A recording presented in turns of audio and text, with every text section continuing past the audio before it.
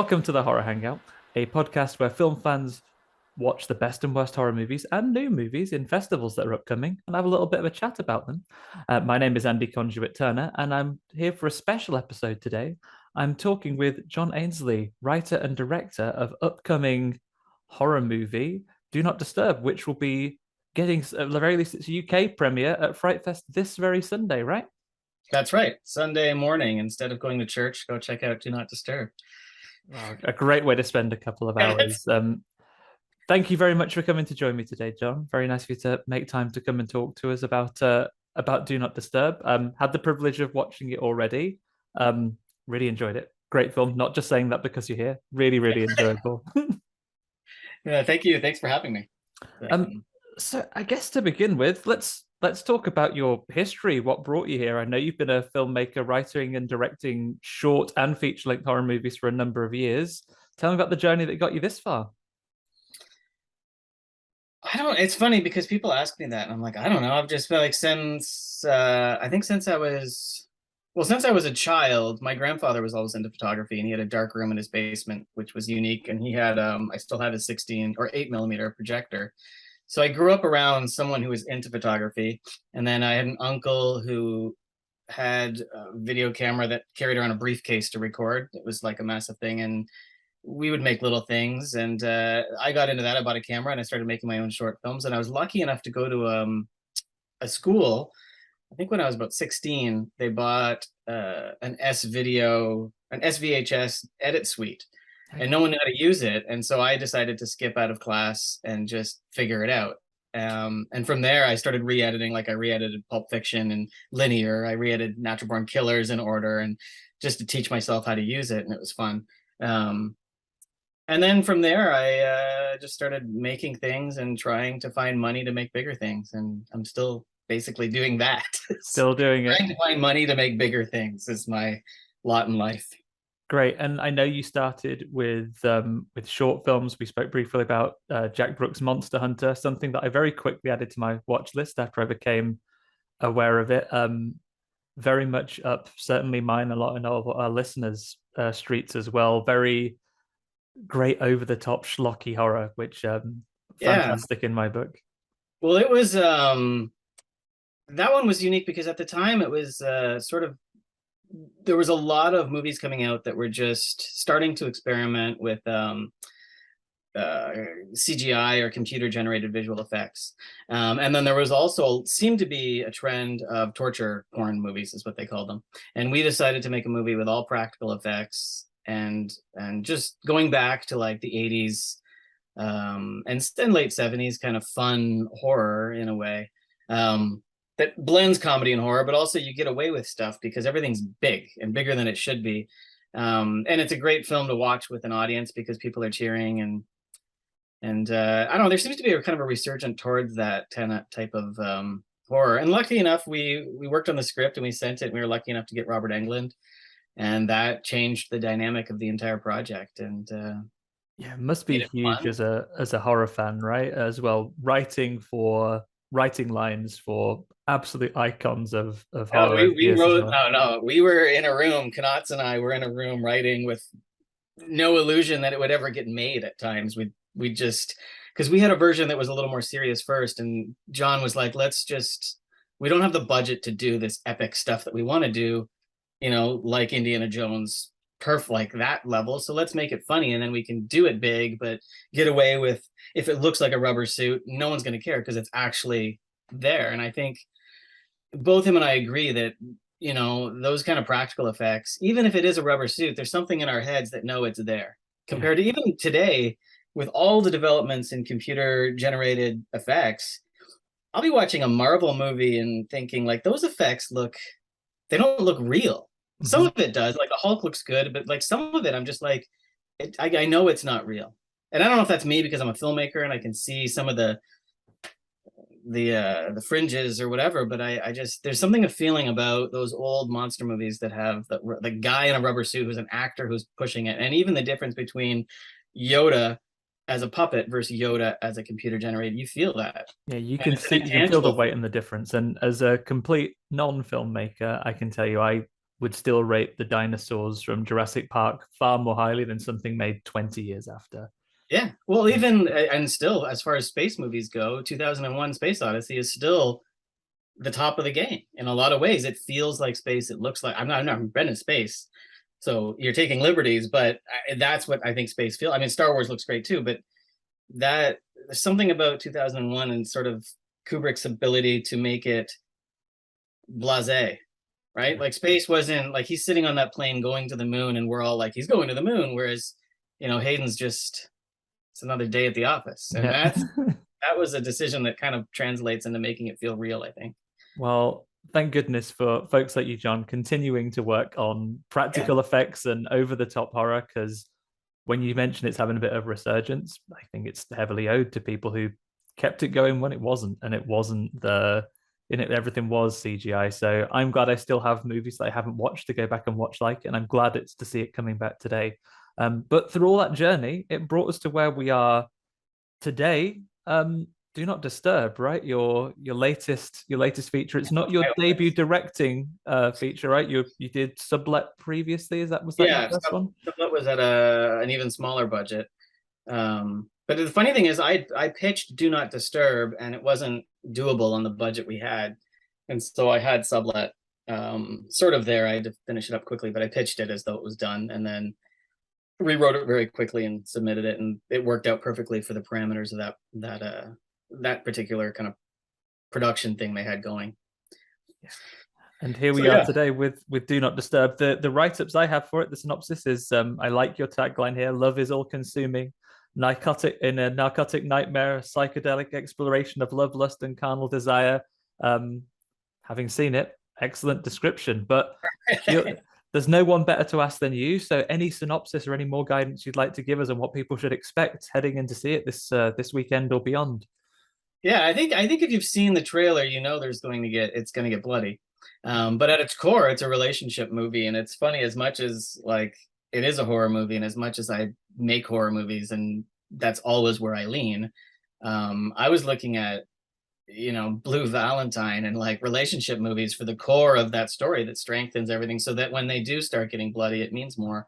And I don't, and hopefully the audience kind of feels something and feels conflicted about who should die and who shouldn't die, rather than just enjoying the wonderful effects that are in it as well. So yeah, and having watched it now, it was really, commend you on the relationship work, because I think especially when you are leaning into the over the top and the horror and the action elements of it, there are some great moments in the movie where things do take a pause and you are taking some time to see just the dynamic of this troubled relationship that the film is centered around, right?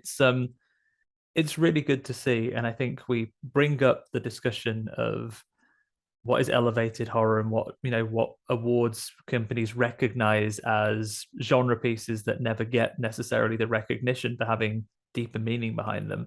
And I think what you've created here is a really nice example of this isn't throwaway dialogue that we have between two characters just to fill in some gaps between some gore. You go through an emotional gambit in this one. I think there's a lot to take away from watching this. Well, and it was fun at the premiere. Some people came up to me and said their spouses dragged them there, and that they hate horror movies and never watch them and don't like, but that they loved the film and really got the characters and really dove in. And I think that's having that as its core nucleus. And the whole, I mean, elevated horror is it's not that new of a term anymore because we've been talking about it, but I really think it's like, I just think there's types of genre films that focus on the emotion, and some that focus on the visuals, and some that kind of try to meet in the middle, but both, like, all are great. Yeah. And all are fun to watch depending on your mood, like I don't always want to sit down and watch a brooding dark movie, but sometimes I do. And I don't always want to watch comedy, but sometimes, so you have to have a variety. And I think elevated horror is something that the popular culture is just coming to turn, like, people who have watched horror since the 70s understand that Texas Chainsaw Massacre has a message behind all the madness, and those types of movies that, I think they've come to horror looking as an outsider, but I mean, horror is the best genre out there in terms of being able to explore anything you want and go any place you want. And I don't think any comedy is probably a close second, and neither are taken very seriously by I don't know, the award shows Yeah, or the the awarding bodies, the authority that are behind these things. But yeah. as much as I scoff at phrases like elevated horror, I think that it's if it's a way in that the genre begins to get recognized more, then fine, we'll put up with it for a while. Yeah, but you're always making a movie for yourself, and then it becomes you're making it for a sales agent, and then you're making it for the marketing people. So it the journey of what that film is changes along the way. And I think elevated horror is a marketing term in order to sell horror Yeah. to people to get a bigger audience. I Yeah, think that's if it gets you in the right room and around the right table, fine. yeah, exactly. People who are watching horror, they aren't tuning in for this and that. They're watching because there's a good trailer and there's filmmakers attached that they know usually. Yeah, and with this film in particular, I mean, despite there are some very very serious moments we've mentioned, there are some good relationship.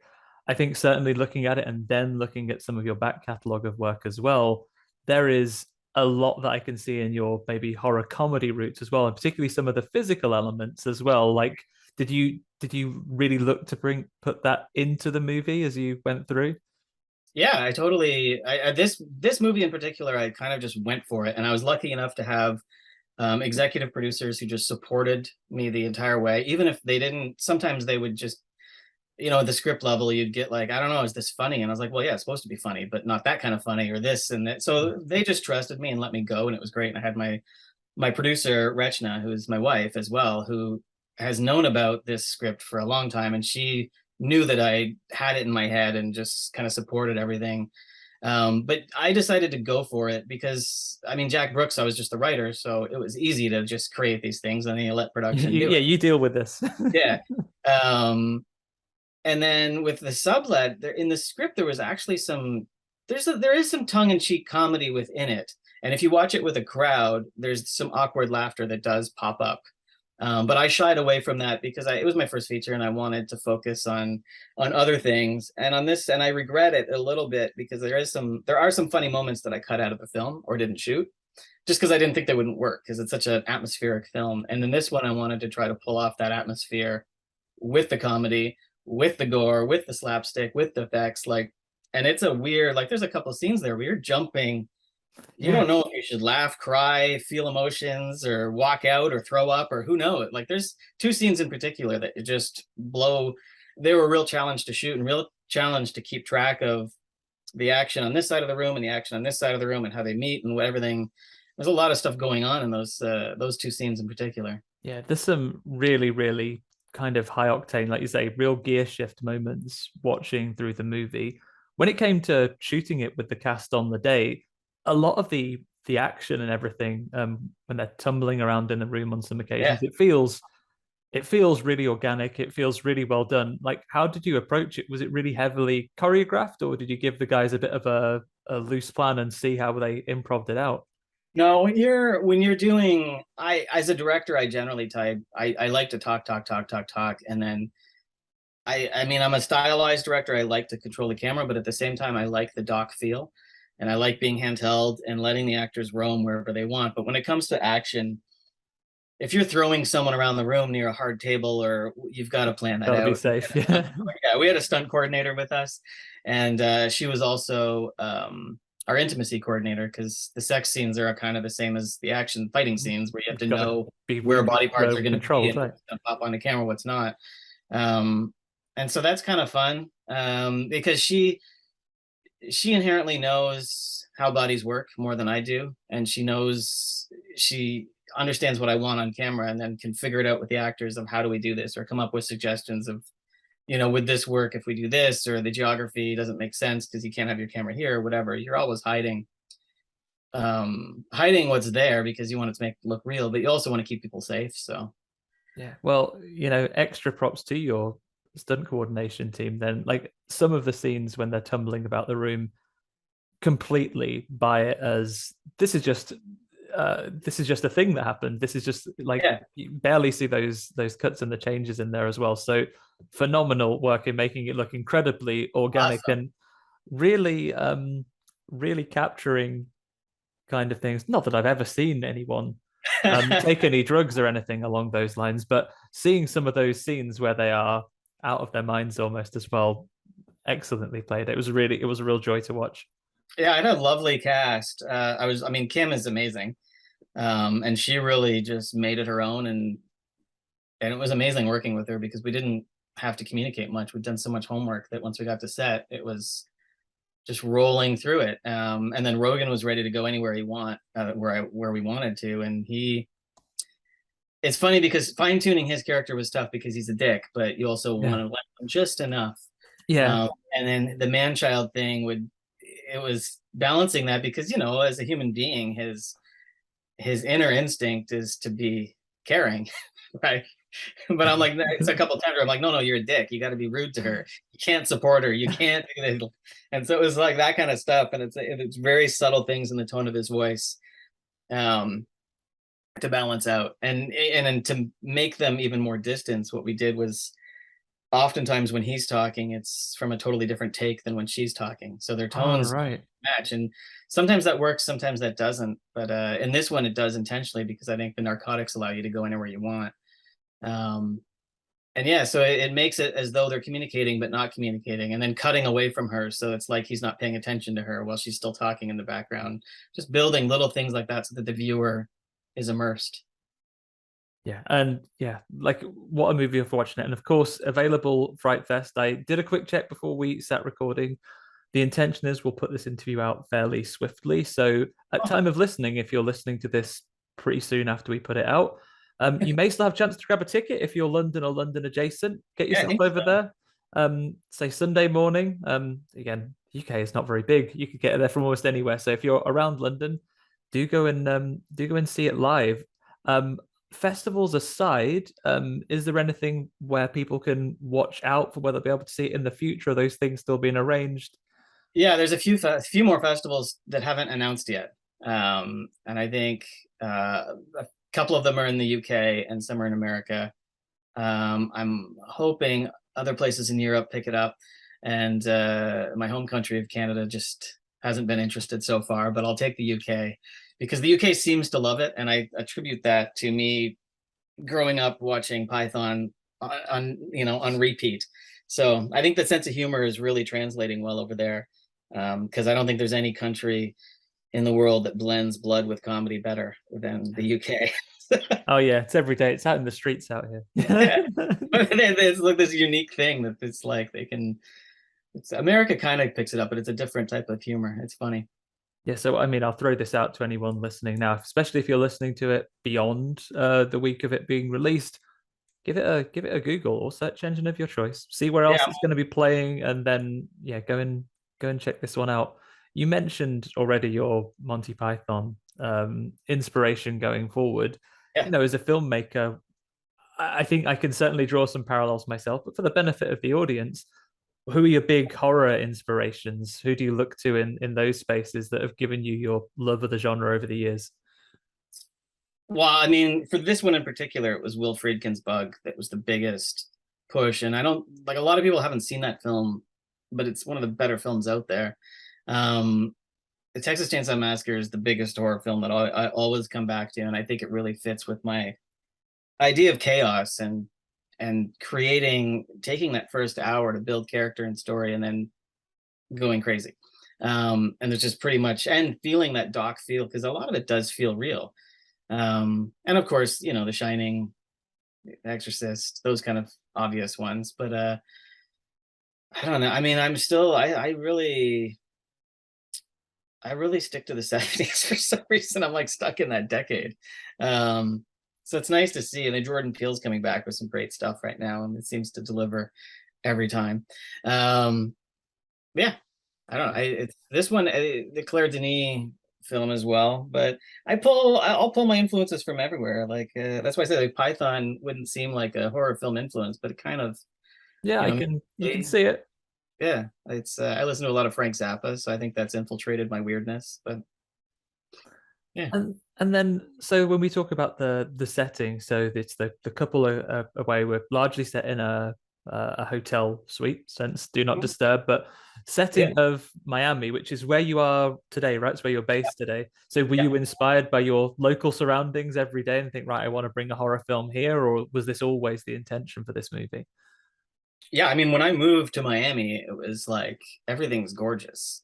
And I really want to do a movie down in the Keys because that's even more. I mean, Bloodline kind of showed it off a little bit, but it's just gorgeous. Everything in Miami is amazing, and then you've got these like really unique hotels that has a unique architecture and a unique feel, and like everyone's having fun, everyone's drunk and stoned, and but then they go back to these dark hotel rooms, and I always thought that was, you know, these seedy hotels. I mean, there's some, if you drive around town, there's some really seedy hotels around here.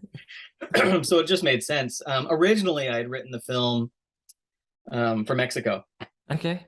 And just that's where the peyote came from, because I'd traveled through Mexico a lot when I was younger, and I love the country. And I had traveled on the, you know, $5 a day budget, sleeping on beaches and very, you know, down and out hotels, and I loved it. And I ended my journey in Cancun, and just around all this stuff. It was a totally different. When I saw that, I was like, this is not Mexico. This is sort of like, you know, a European American interpretation of Mexico that we've built to house these tourists. And I thought that was really interesting. And I think I left there with a strong feeling of that. But it works in Miami. I live in Miami now, so that made a lot of sense. We shot all the interiors up in Ontario, Canada, which is shocking. Like that club sequence is, I think, 8 people in the back of a dive bar in Ontario. It's yeah, like the credit to the AD and DP for mixing the people around and keeping the lensing so that it feels like a club. Because if you've ever been to Northern Ontario, you'll know it's nothing like Miami. Yeah, certainly not with 8 people as well to create an entire nightclub scene. No, it's I mean, there's a lot of cutting, and if you watch it a few times, you'll start seeing that the same people are coming in and out, but it worked, you know. Great, fantastic. Like I heartily recommend people go and check this out wherever they can. And before we move on to some quick fire questions I've got for you, John, what's next for you? What's next in the pipeline? More projects coming? It's a good question. I got 4 or 5 scripts ready to go. They just need some financing, so I'm, you know, starting to pitch those again. COVID sort of derailed everything, and then this popped up, and I just focused on this. And I was working on some television last year, so I've been busy, and I'm gonna start pitching again. But I've got a couple of fun movies that are kind of ready to go, and I'm working on another one that I'd like to do with Kim if I can. So fantastic. And of course, if you find mentioned me that on if you mentioned that the UK tends to like your stuff, you're welcome to come and do something over here as well. Yeah, I would love to figure that out. I think it's a nice because I grew up in Southern Canada, so I was in Canada, but I grew up listening to American television and American radio. And when I left home, I realized I was a little more American than I thought. And so I think my sensibilities are very bizarre. And then I grew up, my grandmother, I mean, she felt she was British, even though she's like 10th generation Canada. But so there was a lot of that stuff. So I was around a lot of like, just, you get a little mix of everything. But for whatever reason, I'd love to go to the UK and work. It would be great. Well, it's a shame you can't be able to join us this weekend unless you're planning a quick trip over. I wanted to join, and I saved up and booked off the time to join. And then I had a little household emergency that drained my savings plus. So my money's going there instead of a flight, unfortunately. These things happen, but hopefully we'll get to catch you over here at future FrightFest festivals as well. It only seems to be getting bigger every year as well. So hopefully we'll see you over here for a future one. Bearing in mind the hotel and holiday setting of the movie, I'm not going to ask you if you'd prefer, you know, which horrors you'd prefer, but some very quick fire questions just to round us off. As a holiday guy, you know, as a holiday guy, so beach or skiing? Oh, well, beach, because my knees are shot. No more skiing for you. No, tying your Miami and Canadian sensibilities there. Oh no. No, last time I skateboarded in way too long in my life, and last time I skied, my knees were like this. So yeah. sticking by the beach now. So I go either way, but my wife will always say beach, and my life is happier when she's happy. So I'll say beach. Absolutely, couldn't agree more. So when you're down on a hot holiday, swimming in the pool, swimming in the sea, Pool.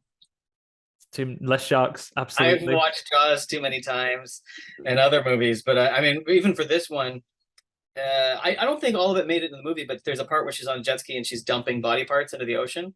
When we filmed that, we were dumping body parts into the ocean, and Tony, my blood guy in Miami, made this blood that was oil based, so it never sank. It just sat, Sat and on the I surface. swear, 2 ounces made this huge pool of blood that was causing traffic stops. People like looking down, thinking there was a shark attack. And I had to, and the problem was is that each one of these arms, I've got one here actually, if you Nice. each one of that's the one from the end. But each one of these arms is like they're so I can't afford them. So he lent them to me. And he's like, don't lose these because this is what this one costs. And this one, but they all sank. So I had to dive through the blood pool to the bottom of the ocean. It was just deep enough to get scared.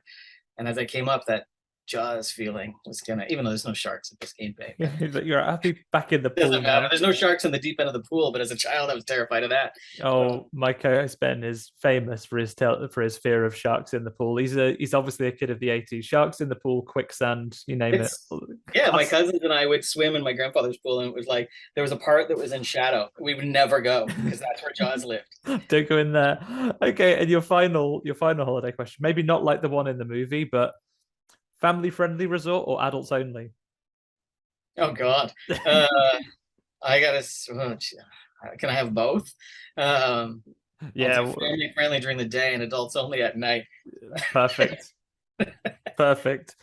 Um, Brilliant. So yeah, great. Go and check out Do Not Disturb at FrightFest, at other festivals coming up, and hopefully eventually in Canada. Come on, Canada, if you're listening. Pick Oh, it I'm up. sure they're a little behind on the schedule, but I'm sure someone will pop up. they'll get to it.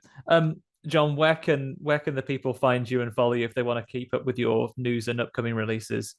Instagram is probably the best place, and I'm Jane at Janesly. And then there's if you find me there, you'll quickly find Do Not Disturb movie, but there's a bunch of underscores in that one because Instagram doesn't allow capital letters or something. So it's Do Not Disturb movie with underscores separating each word. I am on Twitter, however, I don't participate a lot on Twitter, but I will repost and I'll publicize there. But I'm not on Facebook at all. They booted me and they don't want me back. So Yeah, they're not up with a horror down in Facebook apparently. So what we'll do is we'll put all these in the show notes as well, so people can check this out and follow along. Um, I guess John, we've mentioned about your film influences. We will end with you having friends around to hang out and watch a horror movie. What are you picking to put on? depends who the friends are, but oh, Standard mixed crowd. Some people you know well, maybe one or two partners that you've not met before, so you can't go too hard.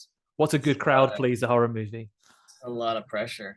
Um, I don't know if it's a horror movie, but I'm gonna go with Bad Batch because I just want more people to see it.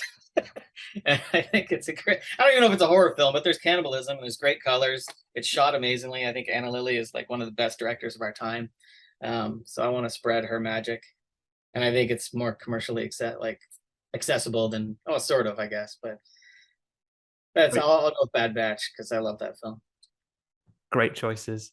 Well, thank you very much, John. I hope you have some wonderful feedback come in from Do Not Disturb at Fright Fest this weekend. As I say, if you're listening to this on the time it comes out and you're anywhere near London, I believe day passes, weekend passes, and tickets for individual screenings, including Do Not Disturb, are still available.